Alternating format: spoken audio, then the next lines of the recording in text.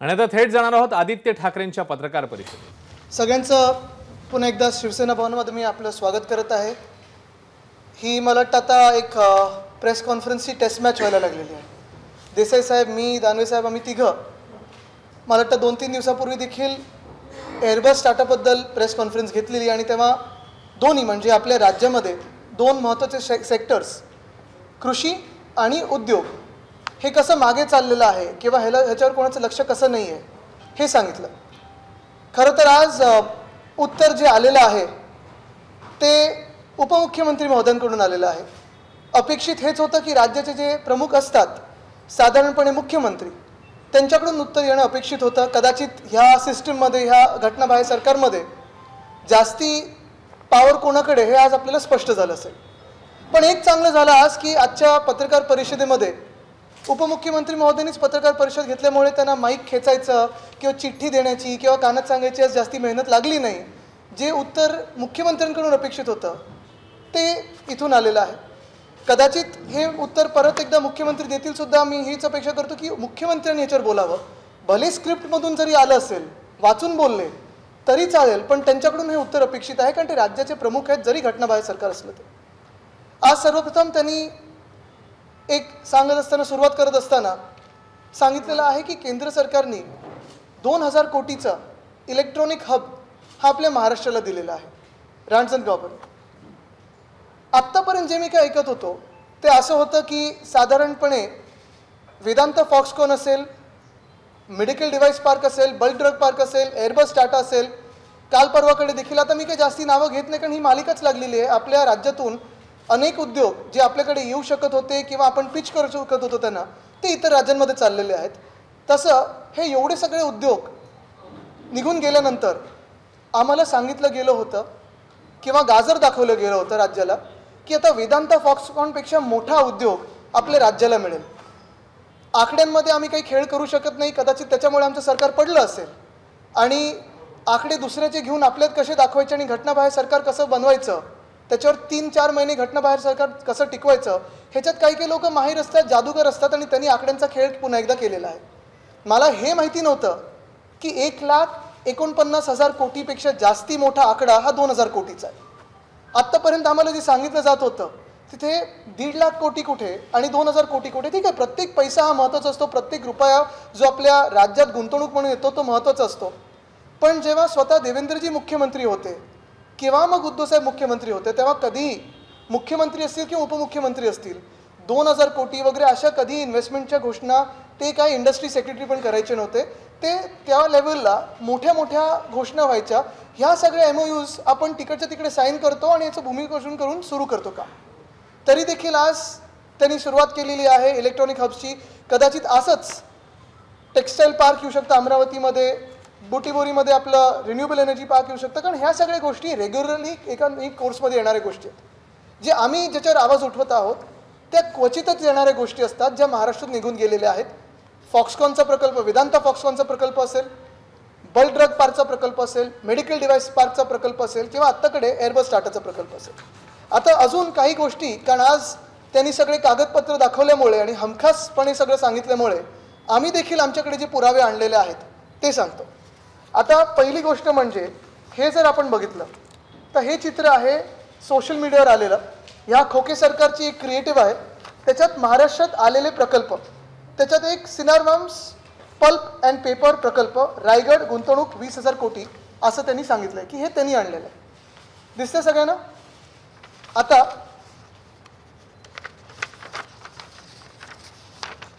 हा ट्विट MIDCचा आहे 23/5/2022। 23/5/2022 मध्ये डॅव्हॉसमध्ये असताना नितीन राऊत साहेब, देसाई साहेब आणि मी तिथे असताना ह्या प्रकल्पाचा MOU साईन झालेला। हा प्रकल्प महाविकास आघाडी सरकारच्या काळी आलेला, तो प्रकल्प त्यांच्या क्रिएटिव्हवर गेलेला। ठीक आहे, मी हेच सांगतोय की अनेकदा असं होत असतं की मागच्या सरकारची कामं हे सरकार करत असतं, जसं आम्ही जे MTHLचं काम सुरू केलेलं किंवा इतर काही कोस्टल रोडचं असेल, कदाचित हे क्रेडिट घेऊ शकतील। पण महत्त्वाची गोष्ट ही आहे की जेव्हा तुम्ही सांगता की आम्ही काही केलंच नाही आणि तुम्हीच सगळं करत असताना तुमच्या क्रिएटिव्हवर आलेलं महाविकास आघाडी सरकारच्या काळी झालेलं हे MOU प्रकरण आलेलं आहे।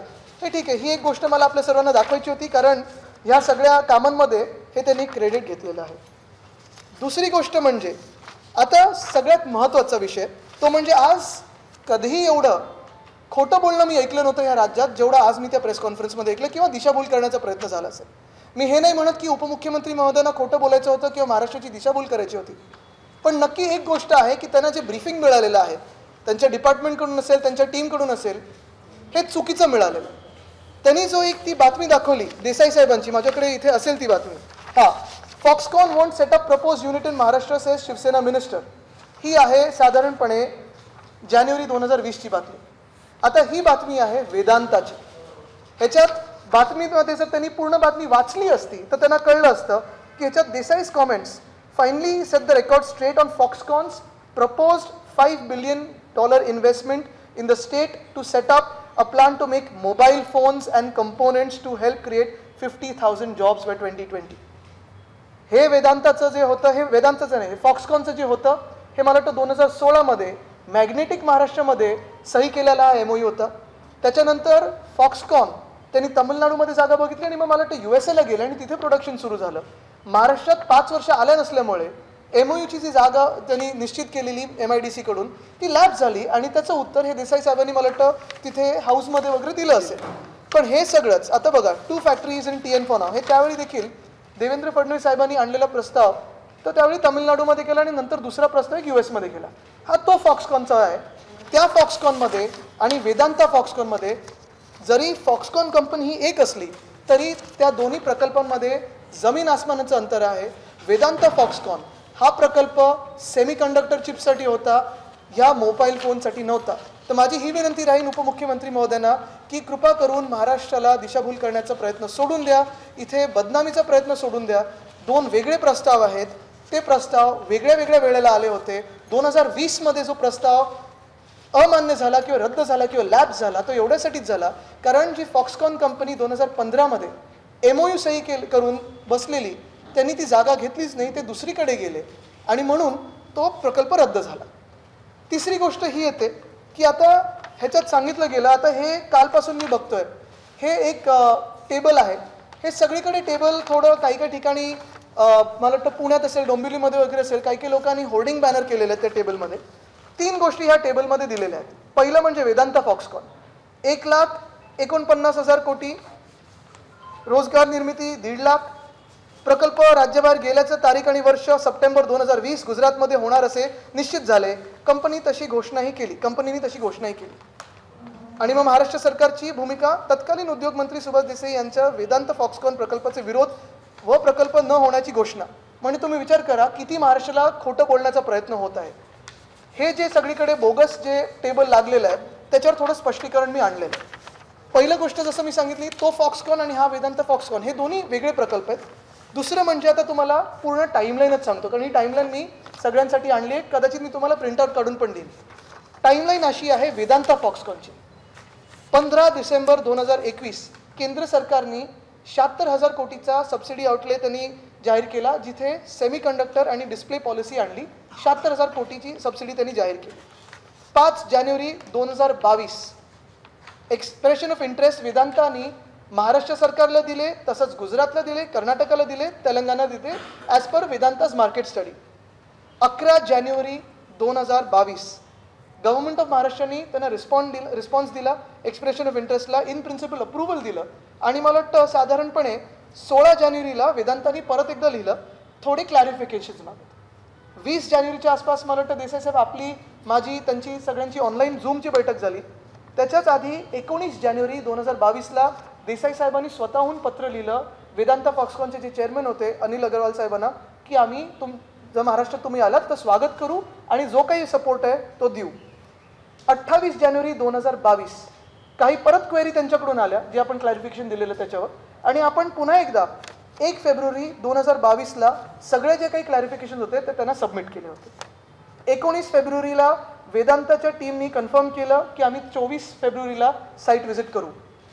24 फेब्रुवारी 2022ला डिटेल साईट व्हिजिट झाली. तळेगावला गेले, टीम जाऊन बघून आली, त्यांच्यासोबत त्यांचे BCG चे पार्टनर होते, त्यांच्यासोबत वेगळ्या वेगळ्या टेक्निकल टीम्स होत्या. त्यांनी सगळा रिपोर्ट बनवला आणि 5 मार्च 2022 पासून डिटेल साईट व्हिजिटचं पूर्ण जे काही डेटा होता तो सरकारबरोबर आणि वेदांता फॉक्सकॉन बरोबर शेअर केला गेला. 3 मे पुन्हा एकदा साईट व्हिजिट झाली वेदांताचे टेक्निकल पार्टनर फॉक्सकॉनने. 5 मेला वेदांतानी दुसरं एक्सप्रेशन ऑफ इंटरेस्ट फ्लोट केलं. तिथे देखील आपण महाराष्ट्र सरकार म्हणून त्यांना पुन्हा एकदा जे काही ॲप्लिकेशन द्यायचं होतं ते दिलं. 6 मेला मी, देसाई साहेब, आम्ही दोघंही डॅवॉसमध्ये असताना त्यांची भेट घेतली तिथे आणि त्यांना देखील सांगितलं, नाही सॉरी डॅवॉसला नाही, 6 मे 2022ला आम्ही महाराष्ट्रात भेट घेतली. त्याच्यात मी होतो, देसाई साहेब होते, चीफ सेक्रेटरी होते, मला वाटतं सह्याद्रीला ती भेट झाली, त्याच्यावर आपण ट्विट पण केलेलं. 14 मेला 2022ला वेदांतानी इन्व्हेस्टमेंट ॲप्लिकेशन गव्हर्नमेंट ऑफ महाराष्ट्राला पाठवलं, डिटेल्ड वर्किंग करून त्यांच्या संपूर्ण प्रोजेक्टसाठी, की केंद्र सरकारचा काय हिस्सा राहील, राज्य सरकारचा काय हिस्सा राहील, त्यांचा काय हिस्सा राहील, हे सगळं त्यांनी आम्हाला सांगितलं. आम्हाला म्हणजे MIDCला.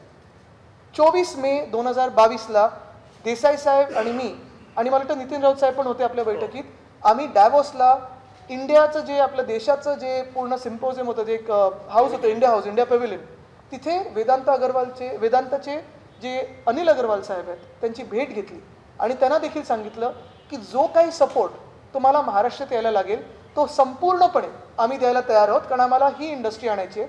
ह्याच्यातून जसं आता हे इलेक्ट्रॉनिक हब जे आलेलं आहे हे 2000 कोटीचं आहे. हे काही वेदांत एवढे इलेक्ट्रॉनिक सिटी करणार नव्हती, हे छोटं हब आहे. जे वेदांताबरोबर येणार होतं त्याच्यासोबत 160 क्लस्टर इंडस्ट्रीज येणार होत्या. ते आणि वेदांता फॉक्सकॉन आम्हाला महाराष्ट्रात पाहिजे, जे काही करायला पाहिजे ते आम्ही करू, केंद्र सरकारला पण आम्ही सांगू असं सांगितलं. 13 जून 2022 टेंटेटिव्ह इन्सेंटिव्ह आणि इन्फ्रास्ट्रक्चर पॅकेज गव्हर्नमेंट ऑफ महाराष्ट्राने दिलं, पेंडिंग ऑफ HPC आणि कॅबिनेट अप्रुव्हल, कारण HPC हे चीफ सेक्रेटरीना जशी वेळ असते आणि ठरतात तसं ते घेतात. 24 जून 2022 फॉक्सकॉनचे जे चेअरमॅन आहेत, वेदांताचे नाही फॉक्सकॉनचे, मिस्टर यंग ल्युआन, त्यांनी आणि काही लोकांनी, मला वाटतं देसाई साहेब आपण देखील दिल्लीला जाऊन त्यांची भेट घेतली. 24 जून 2022. त्यानंतर सरकार पाडलं गेलं, गद्दारी झाली, सरकार पाडलं. 14 आणि 15 जुलैला एक पत्र, मला वाटतं 15 जुलैचं एक पत्र आहे, जे घटनाबाह्य मुख्यमंत्री महोदयांनी वेदांता फॉक्सकॉनचे जे चेअरमॅन आहेत त्यांना लिहिलं आणि सांगितलं की तुम्ही महाराष्ट्रात या, आम्ही तुमचं स्वागत करतो. 15 जुलै 2022 हाय पॉवर कमिटी झाली चीफ सेक्रेटरीच्या अध्यक्षतेच्या खालती आणि मग त्यांनी 35,000 कोटी आणि बाकीचे इन्सेंटिव्स ह्याच्यासाठी मान्यता दिली. लक्षात घ्या, तळेगाव आणि धोलेरा ह्याच्यामधला फरक मला वाटतं काही चॅनल्सनी दाखवलेला आहे, त्यांच्याच जो कन्सल्टंटनी दिलेला. 35,000 कोटी म्हणजे गुजरातपेक्षा 10,000 कोटीहून जास्ती आपण सबसिडी दिली होती, तरी देखील इथे तो प्रोजेक्ट आला नाही. 26 जुलैला आपल्याला आठवत असेल ही सगळी भेट, 26 जुलैची भेट आहे. वेदांता आणि फॉक्सकॉनची जी टीम होती, आकाश हेपर ते आणि बाकीचे सगळे त्यांचे लोक हे मुख्यमंत्री उपमुख्यमंत्री महोदयांना भेटले. हे तुम्ही सगळ्यांनी बघितलेलं आहे. हे असेंब्ली चालू असतानाची ही भेट आहे, मला वाटतं विधान भवनातली एक नाही, मुख्यमंत्र्यांच्या चेंबरमधली आहे. ह्याच्यात 26 जुलै 4/18चा हा ट्विट आहे. मग एवढं सगळं हे जे काही झालेलं आहे, हे बघा इथे पण हे सगळं जे झालेलं आहे, जर हे सप्टेंबर 2020 की 21 मध्येच वेदांता फॉक्सकॉननी ठरवलं असेल की गुजरातमध्ये जायचं, मग आत्तापर्यंत ते काय आमच्यासोबत टाइमपास करत होते का, की तुमच्यासोबत टाइमपास करत होते की चला भेटूया, चहा बिस्किट मिळत नाही बाहेर म्हणून आम्ही तुमच्या मंत्रालयात देतो आणि भेटतो. आता हे झाल्यानंतर पुन्हा एकदा 27 ऑगस्टला मला माझ्या माहितीप्रमाणे DCM साहेब आणि अनिल अग्रवाल साहेब भेटले आणि 5 सप्टेंबरला पुन्हा एकदा फॉर्मल इन्व्हिटेशन दिलं गेलं होतं. त्या इन्व्हिटेशनला उत्तर आलं नाही आणि सडनली आम्ही एका ट्विटवर बघितलं आणि तेव्हापासून हा सगळा हंगामा सुरू झाला की महाराष्ट्राच्या बाहेर हा प्रकल्प गेला कसा. आता ह्याच्यावर ही सगळी टाईमलाईन वाचल्यानंतर मला वाटतं आता तरी महाराष्ट्राला हे स्पष्ट झालं असेल की हे जे काही सांगतायत दोन गोष्टी, पहिलं तर वेदांता फॉक्सकॉन आणि फॉक्सकॉन ह्या दोन वेगळ्या गोष्टी आहेत. दुसरी गोष्ट म्हणजे सप्टेंबरमध्येच मागच्या वर्षी ठरवलेलं किंवा आमच्याच वेळी ठरवलेलं की गुजरातमध्येच जायचं, हे खोटं आहे. दोन्ही गोष्टी या खोट्या आहेत. हे सरकार खोटं बोलत आहे, जसं खोके सरकार आहे तसं खोटं सरकार आहे. मग एवढं जर खोटं बोलत असतील मग हे भेटलेच कशाला, ट्विट कशाला केलं. आपल्याला हे पण आठवत असेल की जे मुख्यमंत्री हाऊसमध्ये बोलले, एकतर वेदांता फॉक्सकॉनचा एकेरी उल्लेख करून की तो वेदांतावाला आलेला 4 लाख कोटी घेऊन येणार आहे, म्हणजे एक तर चुकीची फिगर सांगितली. 1,49,000 कोटीची फिगर ही 4 लाख कोटी सांगितली. MIDC जर्नलमध्ये त्याच महिन्यामध्ये 1 लाख कोटीची फिगर सांगितली. हे सगळं होत असताना जर आधीच ठरलं असेल त्यांचं तिथे जायचं, मग जसं तुम्ही आमचे आमदार पळवले तसं तुम्हाला तिथून पळवून आणायचं होतं का हा प्रकल्प? मग तुम्ही गुवाहाटीला तरी न्यायचा होता तो प्रकल्प, म्हणजे आला असता सोबत तुमच्या. तर हे झालं. तिसरी गोष्ट म्हणजे त्याच्यानंतर आपण बघितलं असेल बल्क ड्रग पार्क.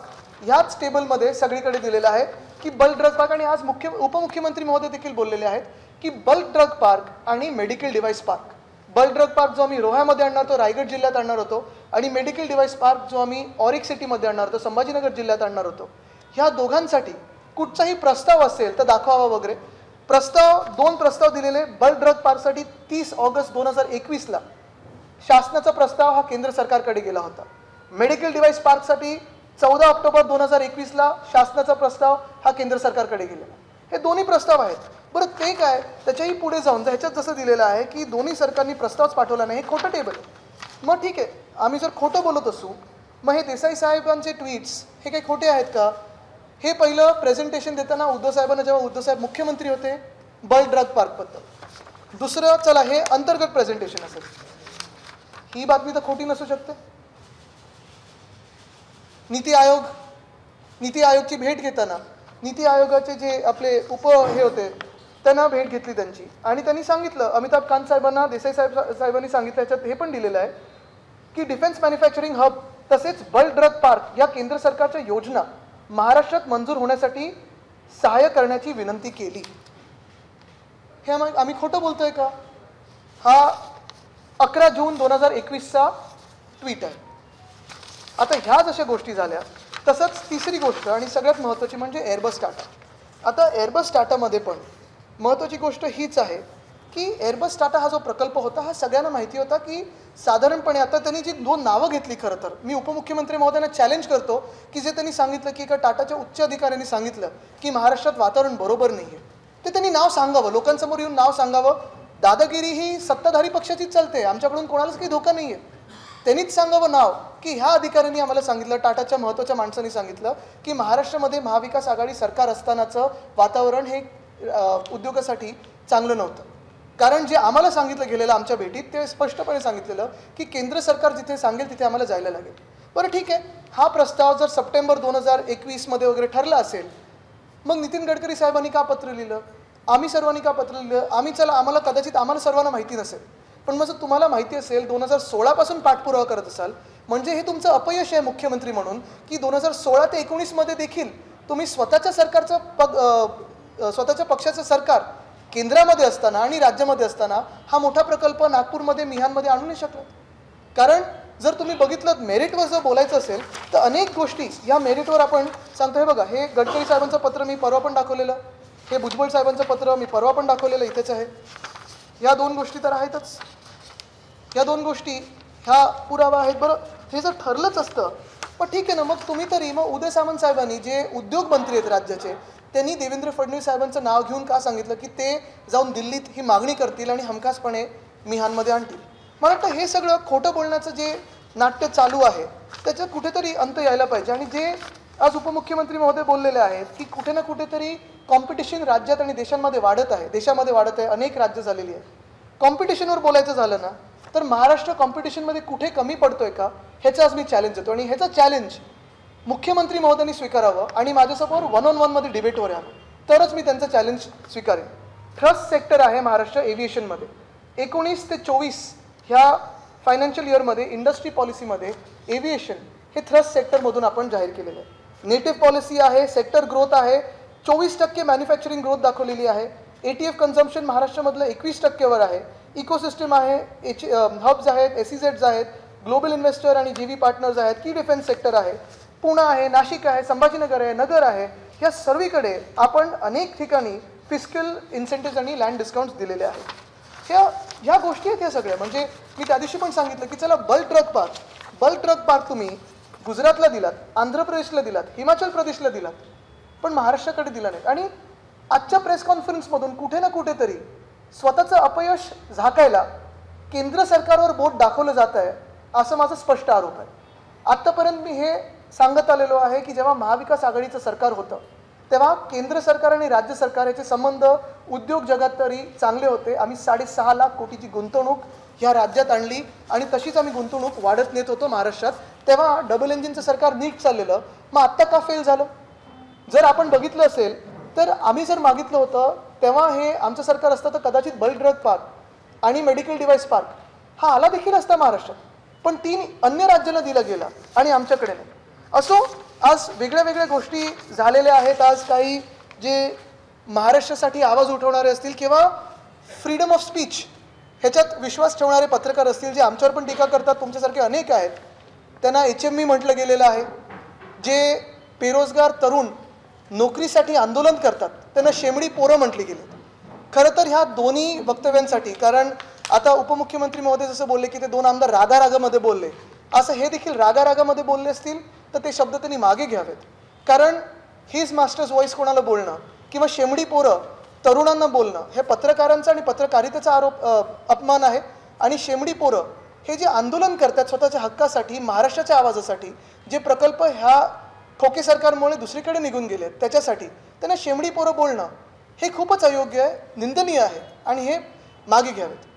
महत्त्वाची गोष्ट ह्याच्यातून एकच येते, पुन्हा एकदा त्याच्यात जो आरोप झाला होता की नागपूर मिहानमध्ये येतं आहे म्हणून हे प्रकल्प दुसरीकडे पळवून नेण्यात आले, असा जो त्यांनी आरोप केला. अजून एक गोष्ट तुम्हाला सांगतो, गांभीर्याची गोष्ट आहे. जेव्हा महाविकास आघाडीचं सरकार होतं, आपल्याला आठवत असेल, 1 मे 2022ला ठरलेलं की मुंबई नागपूर हिंदू हृदय सम्राट बाळासाहेब ठाकरे समृद्धी महामार्गाचं उद्घाटन व्हावं. मला वाटतं संभाजीनगर जिल्ह्यापर्यंत होणार होतं. तिथे काहीतरी क्रेन पडली वगैरे असं दाखवलं गेलं आणि ते उद्घाटन पुढे ढकललं गेलं. प्लॅन असा होता की ऑगस्टपर्यंत पूर्ण तिथपासून इथपर्यंत तो उद्घाटन होणार. हे उद्घाटन अजूनपर्यंत का नाही झालं आहे? कुठच्या निवडणुकीसाठी थांबल्यात, कुठच्या तारखेसाठी थांबल्यात? ती क्रेन खरंच पडली होती का? तो पूल खरंच पडलेला होता का? की सरकार पडेपर्यंत तुम्ही वाट बघत होतात? कारण आम्हाला जे ऐकवलं ते फार वेगळं आहे की रस्ता तयार आहे. त्यांच्या दसऱ्याच्या जे काही सर्कस होती त्याच्यासाठी राजकीय कार्यकर्ते तिथून आले, पण अजूनही सामान्य नागरिकांसाठी हा समृद्धी महामार्ग उघडला गेला नाही आहे. हे कशासाठी होतं आहे? हे कोणासाठी होतं आहे? हा समृद्धी महामार्गाची उद्घाटनाची तारीख ठरली नाही का? जो ऑगस्टमध्ये संपूर्ण होणार होता तो आत्तापर्यंत का नाही झाला? हे देखील मुख्यमंत्री महोदयांनी सांगावं, इतर कोणी नाही. ह्याच्यावर आपल्याला काही प्रश्न असतील तर आपण मला सांगावं.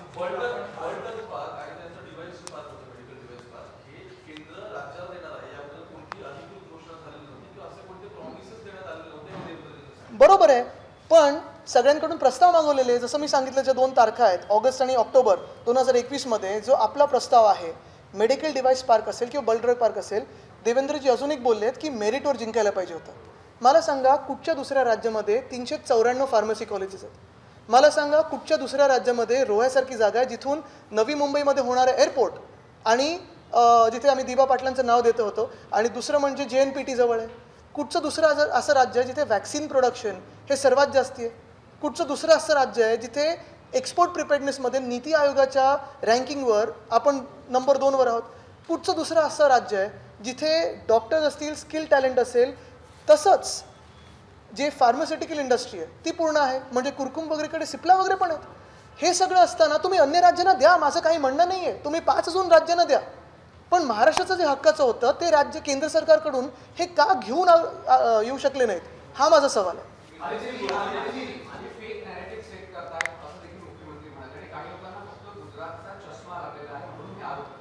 आता ते काय झालेलं आहे की फेक नॅरेटिव्ह हे त्यांचं जे गद्दारी आणि खोके सरकारचं होतं ते लोकांसमोर आलेलं आहे. ह्या सगळ्या ज्या गोष्टी मी वाचून दाखवल्या टाईमलाईन, म्हणजे मी, देसाई साहेब, अनिल अगरवाल साहेब, टाटा साहेब, हे सगळे आम्ही खोटं बोलतोय आणि उद्योगमंत्री जे बोलतात तेच खरं आहे का? आणि जसं मी सांगितलं ना की हे सगळं जे आजचं झालेलं आहे ते एवढ्या दिवसानंतर देवेंद्रजींनी येणं, खरं तर मला वाटतं हा डाव होता त्यांना कोपऱ्यात ढकलण्याचा, कारण त्यांना खोटी माहिती दिली गेली होती. हे ते मुख्यमंत्री असताना त्यांनी कधीही असे स्टेटमेंट्स केले नव्हते ज्याच्यात खरं जे आहे आणि दुसरं जे काय आहे ते आतापर्यंत डोळ्यासमोर आलं नव्हतं, आज ते बाहेर आलेलं आहे. सॉरी,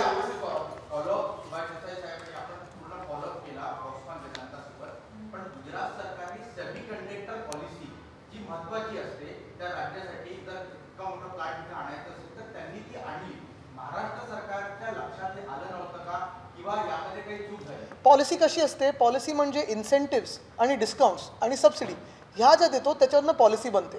आता पॉलिसीसाठी मी काय, ह्याच खोके सरकार बसल्यानंतर HPC झालेली आहे आणि तुम्ही ती पॉलिसी आपली आणि गुजरात सरकारची कम्पेअर करा, त्याच्यानंतर गेली आहे ना. म्हणजे आपण जे ऑफर केलं त्याच्यानंतर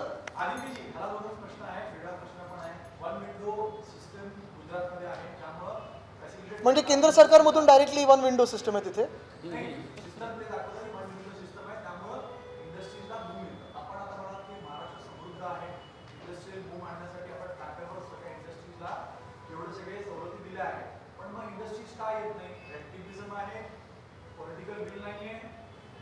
तुम्ही लक्षात घ्या, एक काल मी महत्त्वाचं ट्विट केलेलं आहे. आपल्या राज्यामध्ये 2 महत्त्वाचे सेक्टर्स हे फेल होत आहेत खोके सरकार बसल्यानंतर. अजूनही कृषी मंत्री कुठे आहेत, कुठच्या बांधावर गेलेत का, ओला दुष्काळ जाहीर झालाय का? मला वाटतं आजचीच कुठची तरी एक बातमी आहे की पंचनामे करण्यासाठी देखील एका शेतकऱ्याकडून पैसे मागितले गेले नगर जिल्ह्यात. ही आहे ना बातमी. म्हणजे एका बाजूला हे सगळं होत आहे, दुसऱ्या बाजूला जेव्हा महाविकास आघाडीचं सरकार होतं तेव्हा 6.5 लाख कोटीची गुंतवणूक आणि त्याच्यानंतर डॅव्हॉसमध्ये 80,000 कोटीची गुंतवणूक. मला वाटतं देसाई साहेब आपण यादी पण आणलेली पूर्ण सगळ्या कंपनीजचे. हे येत असताना आणि केंद्र सरकार हेच होतं. म्हणून आम्ही केंद्र सरकारकडे बोट दाखवत नाहीये. हे खोके सरकार केंद्र सरकार आरोप करत आहे की सगळं दुसऱ्या राज्यांमध्ये ढकलतंय आणि तेव्हाच गेलेलं, आमच्या वेळी काही झालं नाही.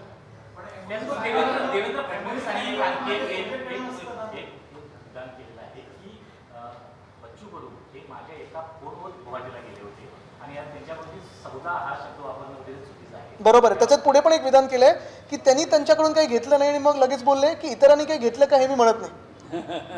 हे खूप बोलकी वाक्य आहेत. आणि तुम्ही विचार करा, ही जर अशी राजकीय परिस्थिती आपल्या महाराष्ट्राची असेल जिथे उपमुख्यमंत्री महोदयांना पुढे केलं जातं आणि त्यांना थोडं कोपऱ्यात आणलं जातं, म्हणजे आजचं प्रेस कॉन्फरन्स खरं त्यांना टार्गेट मुद्दामून केले का सरकारने, हे कदाचित असेल.